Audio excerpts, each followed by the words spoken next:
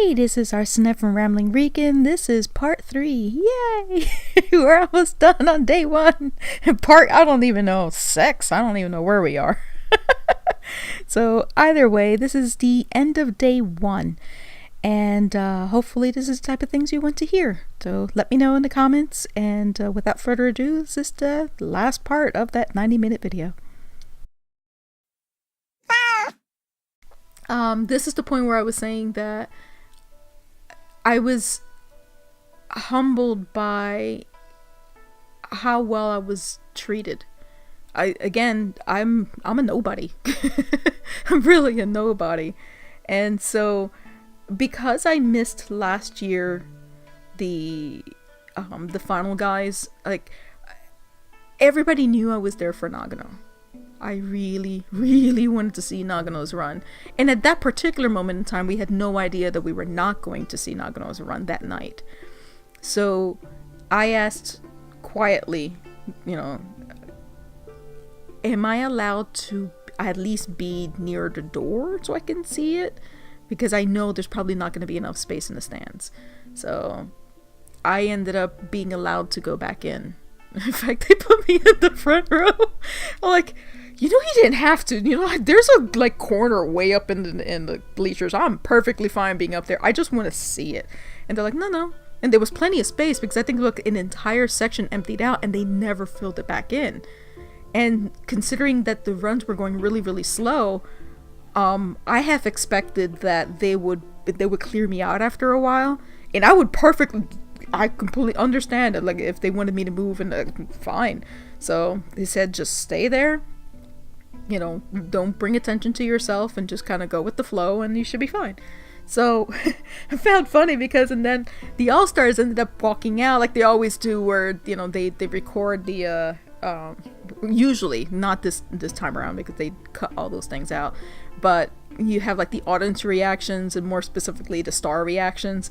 So I stand out there, Akiyama's standing like right in front of me, and Nagano's in front of me, and we're sitting just goofing around because next to me on my left was Takeda's wife, Aya, and who's really, really sweet. And I had the circumstances of how they got married was a little frustrating to watch as a fan, and no one ever likes to see anybody go through a divorce, but that's already settled. He remarried, and his wife is really, really nice, and I'm glad that I had that because I didn't have a positive image of her before. Now I think she's an absolute sweetheart, and whatever happened is their own private thing between his ex-wife and whatever. That's their own thing. So I'm happy about that. And so I sat next to Aya, and then on my right was Yubei, and then right next to him was Mika. And Mika, I feel bad for Yubei because every once in a while Mika would have a conversation with me as if he wasn't sitting there. like she knew he was gonna translate it. And it was at one point, like I kept mentioning before, I never expected them to be almost like a touchy-feely people, because I've always had an image of Japanese people to be a lot more reserved. But I had more like arm taps, like the hey, trying to get your attention, more in that in tournament than I've ever had forever. And it was just like, boy, my right arm kind of hurts. But here she leans over to tap to get my attention. And of course, it's difficult because everything's loud, and there's only certain points when you're allowed to move or say anything. In fact, usually what happens is, that large crane shot where you start at the red buzzer and then they fly across, and during that entire time, the person that's in the start line is being introduced. The way that works out is that you have, the people asking, okay, who's, number, I'll just pick a number 85, who's here to support number 85? Okay, and then they take the cameras and they train it to where their support group is.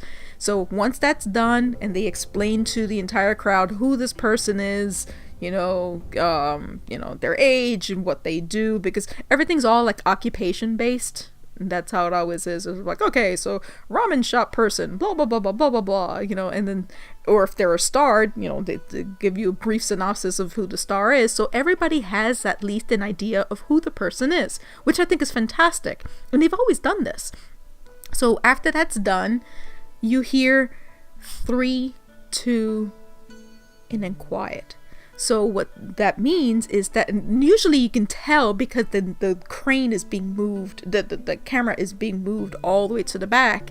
So then everything is supposed to be quiet, and they pan the shot, and then they start off, and then you do the support, like, hey, good luck, yay, gamate, and so that's what they do.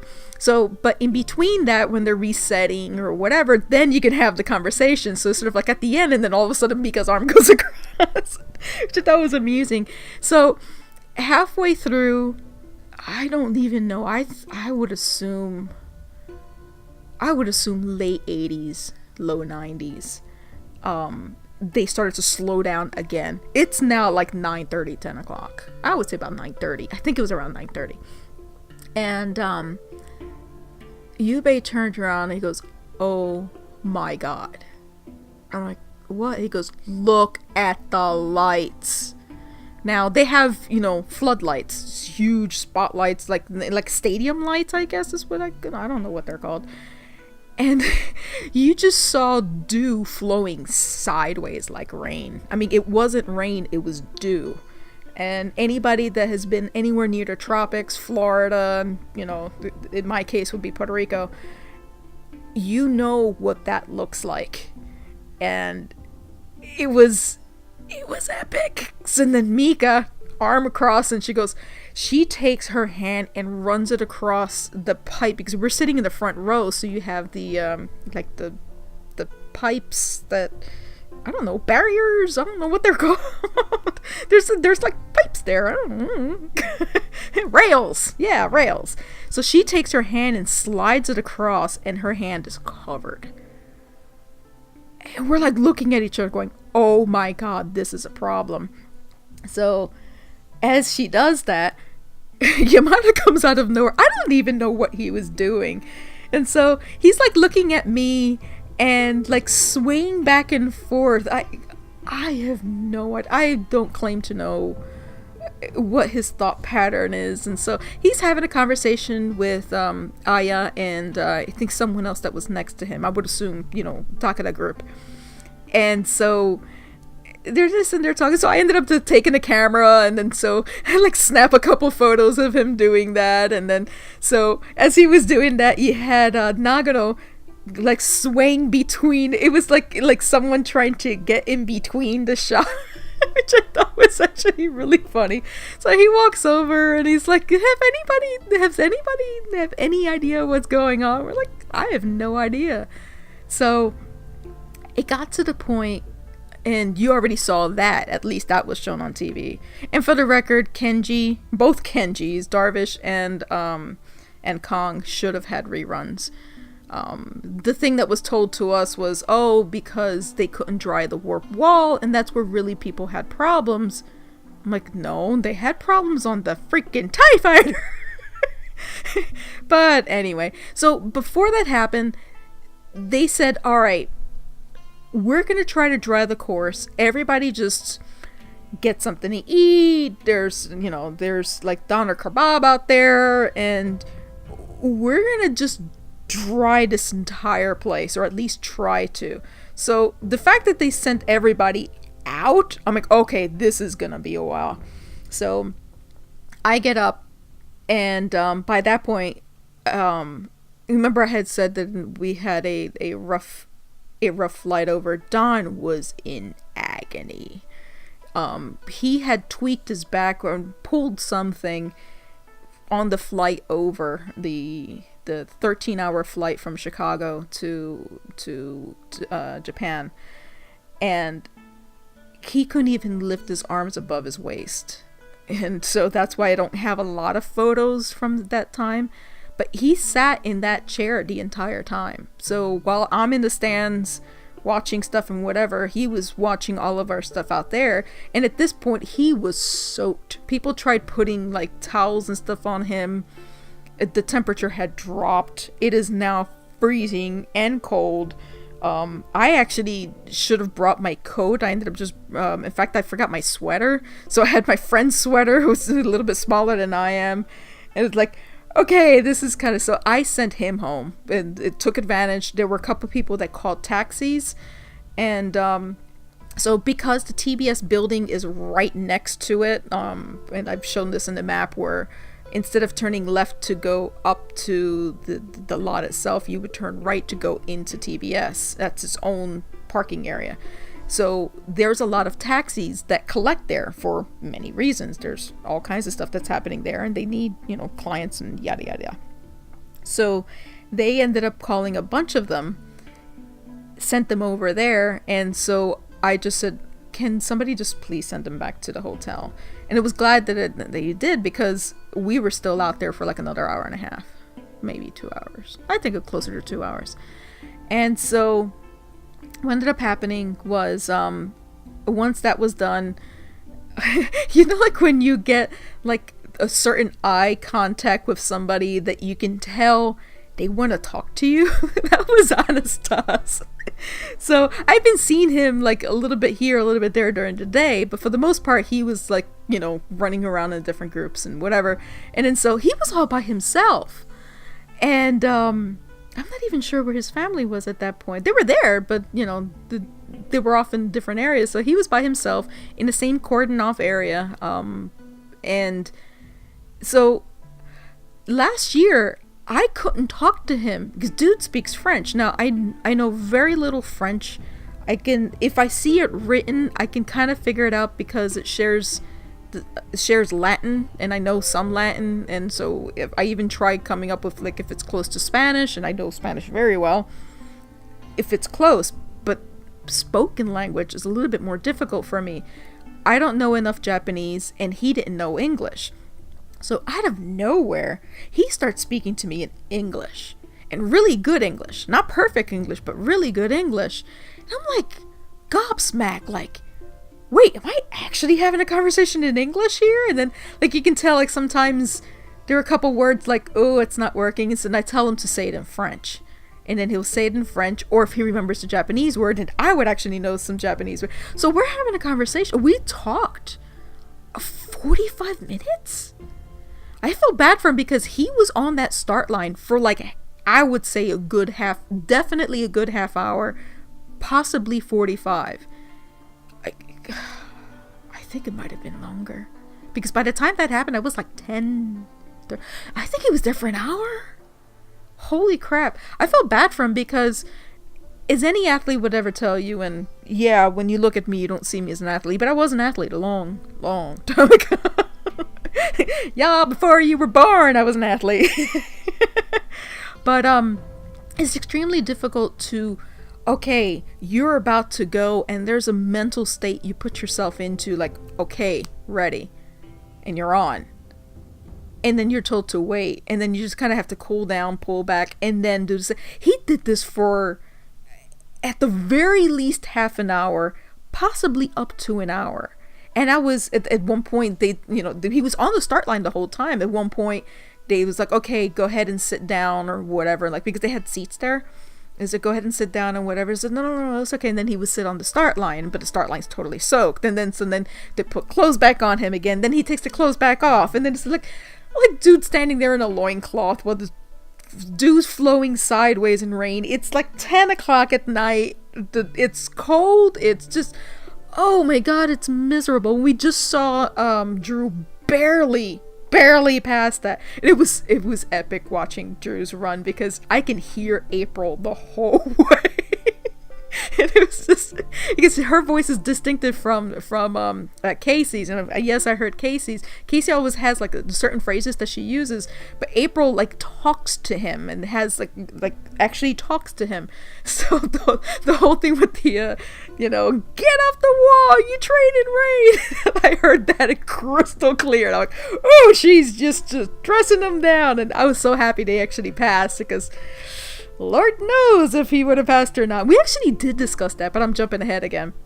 So I spent the time talking to Anastas, and then all of a sudden Yuji comes over, and he's like, "You're talking to him?"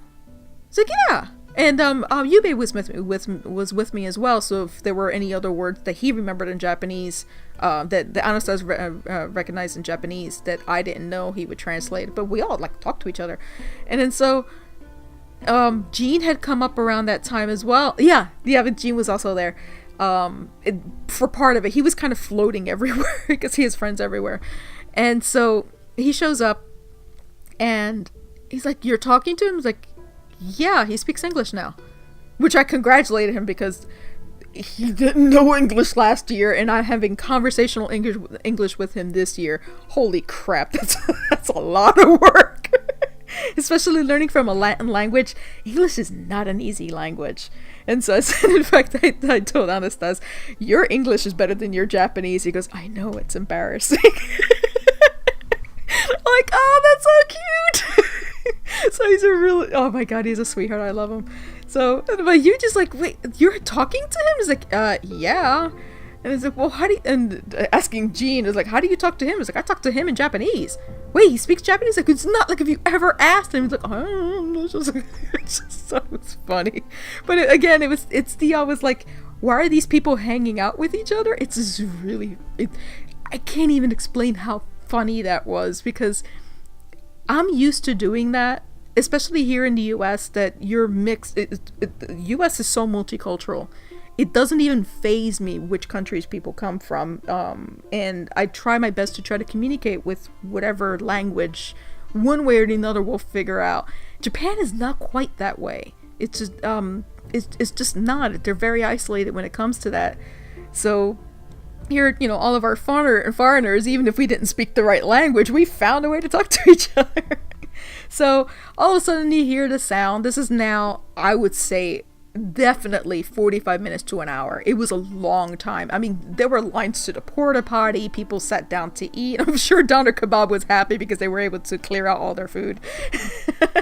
But it was weird. So we're like, okay, are we doing this? So right before, I would say about 20 minutes in, Anastasia starts telling me that they're going to delay. And I'm like, are you sure? And he's like, yeah, when I left, they said we might actually do this tomorrow. So I'm like, tomorrow? Nagano hears it because he's walking behind me. And again, we kind of all hovered each other all day. And he goes, wait, what? And I said, Asa? And I said, no, Ashita. Asa is morning and Ashita is tomorrow. And then so Nagano gets all excited. I get to sleep. So I'm laughing. And then all of a sudden, everybody starts cheering. Wait. Who heard Ashita? I'm like, tomorrow. I said, maybe. We don't know. And I put my fingers. I'm crossing my fingers as if you can see me. He's like, crossing my fingers like, maybe tomorrow. And they're like, wait, really? And so they all run around to try to find out what's going on. We get the announcement that we're all going in, and then all of a sudden Yuji turns around and he gives me the thumbs up. Ashita. I'm like, oh, okay. So we all go over, and then so we all sit down, and then all of a sudden in the speakers, and then Yume just like puts his head in the shoulder, like head in his hand, like, oh god. They announce, please sit where you were before, to kind of keep continuity. So all of a sudden everybody gets right back up and they start moving around. It was just like, wait, were you sitting here? Oh crap, can you move over? And they're like people climbing over. It's like, why didn't you say that from the beginning? And besides, what I find amusing is they never used that anyway, because it didn't really matter because they didn't show the crowd. And so, oh my god. So we're sitting there, and then the funny part was freaking Shingo. So now what I find amusing with all this is that they spent the entire time trying to make sure that everybody in the audience was sitting there. All of a sudden you see everybody lined up in the front, like all the competitors that hadn't run yet, including Anastas, who's still in his loincloth. I know it's not a loincloth, it's just funnier to say it that way. He's in his underwear. And so that wasn't what was there before. So why did you go through this whole thing trying to move the damn audience? So we're all getting ready, and then you get the production crew. Okay, I'll start. Everybody move over to the left, like 5-6 steps. So I hear, 5 and 6, and so Shingo looks like a 10-year-old doing this. 1, 2, 3, 4, 5, 6. Okay, and then he stops, and he's like jammed up against either. I think it was Akiyama that he was standing up. So Akiyama's cracking up. He's laughing so hard, and then so he just gets in, and then Nagano's like, Can you just call this so I can go to sleep? I'm exhausted. I'm falling asleep standing here. And then all of a sudden, no. Everybody moves about 3 steps to the right. What? Okay, fine. And they move over. So each time they did this probably about 5 or 6 times. Like moving to the left and moving to the right. So each time they did that, Nagano was like, Hisashiburi! Like, long time no see. Like, oh, sayonara. Matane! It's just so funny. It's like what he kept saying was, okay, long time no see. Oh, see you later. Okay, goodbye. Okay, it's like, oh, long time no see. It's just, it was epic, and it was just so funny. I kind of wish they did that. That's all organizational stuff that would have never ended up on TV. I just thought that was hilarious. So, and then they do the, they at least did the announcement part, but they didn't show the because it's sort of like, yeah, we're going back tomorrow. And then so they turned off the cameras, and they said, okay, everybody show up at 5, and we'll start soon after that. So anybody that was actually here right now this second, including the lottery, is allowed to come back the following day. So everybody's like, we were planning to be here. So it was sort of like, please, people show up. Because this is unusual. We don't normally not have anybody in the stands the following day. So I look at production, they're like, oh, of course you can come back. Seriously, it's fine. So, yay, thank you. So I'll stop here because that's basically it. Oh, well, one more story. Sorry. It was like an hour and a half going in here. At the end, everybody's, getting, of course, the mad dash to get to the taxis again, because not a lot of people have cars to drive in. I mean, they had some, but there's a lot of people like us that stayed in a hotel somewhere, and they have to get back. And this is, it was, at this point, it was like 12:30. And, who was that? Okay, Drew. Yeah, I talked to Drew for a little bit because he was trying to make sure that both Kenjis got their rerun, which we found out later never happened. But he explained where he was having problems. It's a whole lot easier if you pulled it back by a couple people, because that was definitely, and it was freaking Drew just did like the crosslider on the TIE fighter because he had no grip on his feet. I still have no idea how the hell he did it, but it's Drew. You just kind of go with it as Drew. It's like, it's so difficult to have that as a litmus test because Drew's at the top of his game right now, and not everybody is. So to use that as an example, I just thought that was unfair. And he said it too. It's sort of like, he was just so happy. He was like, I am so freaking happy that I passed this because I now know that I am definitely in the second stage because we don't know what's gonna happen. And so that was part of the conversation between Drew and I, going, are you gonna see any of the Kenjis coming the next day? And then I figured it wasn't, because there was an all-out argument going on in the parking lot, and that's about as much as I can say about it.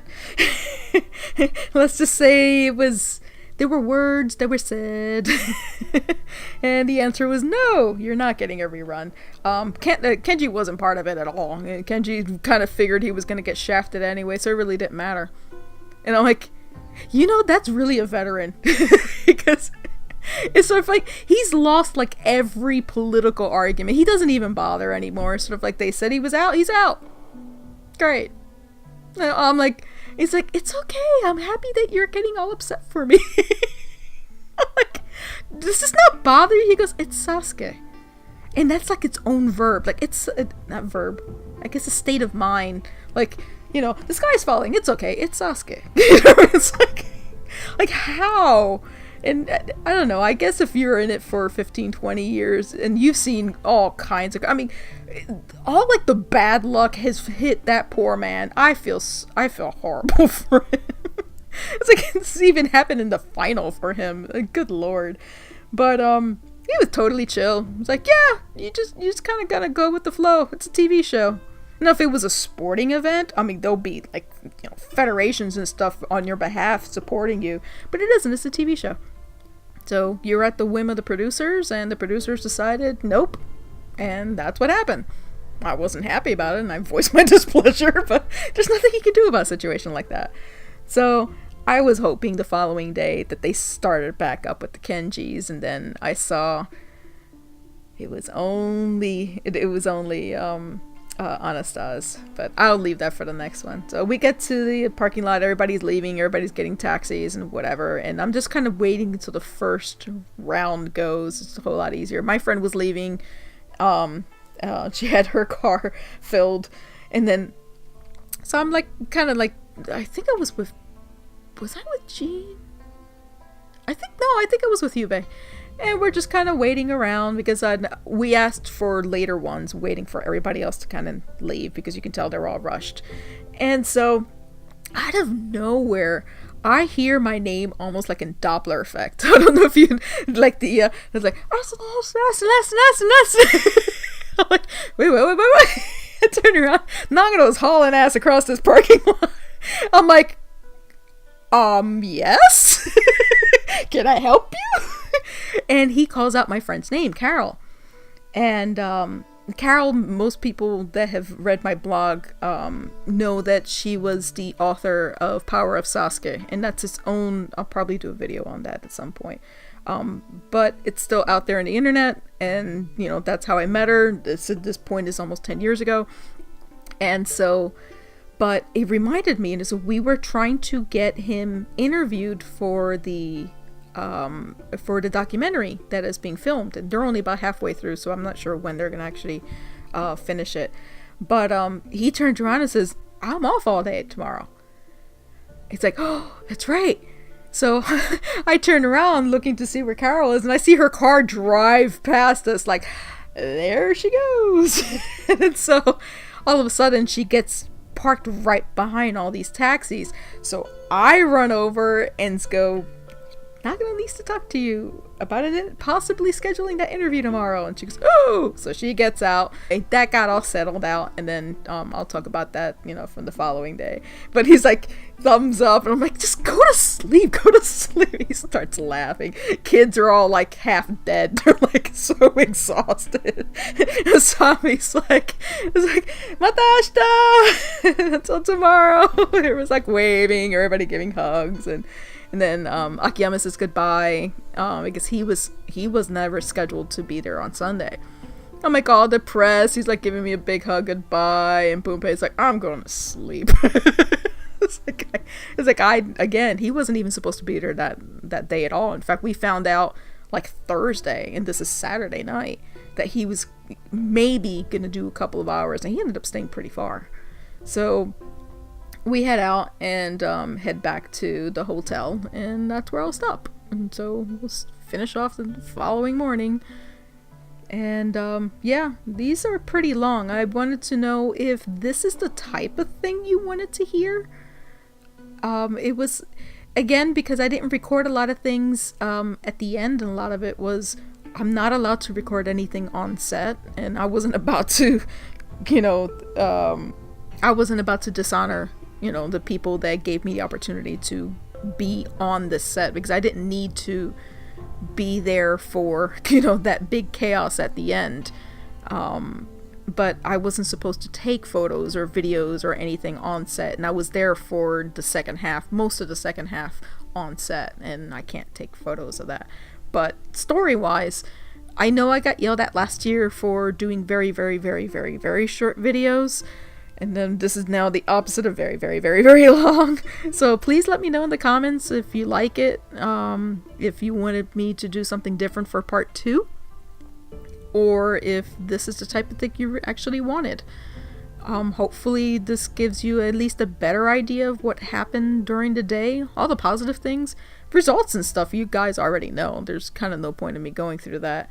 But I wanted to give you sort of like what was it like behind the scenes and the general air and, you know, funny stories and the personal things, because that's what I look forward to. And I was very happy that all of that happened. I mean, not the circumstances and all the crap that happened, but you know what I mean. So yeah, let me know in the comments if you don't mind the length, or if you need me to cut back or break them up into different videos. Either way, I still have the second day to go, and the second day of Sasuke, and the rest of the week. So yeah, until then, thank you for listening if you've lasted this long, and take care.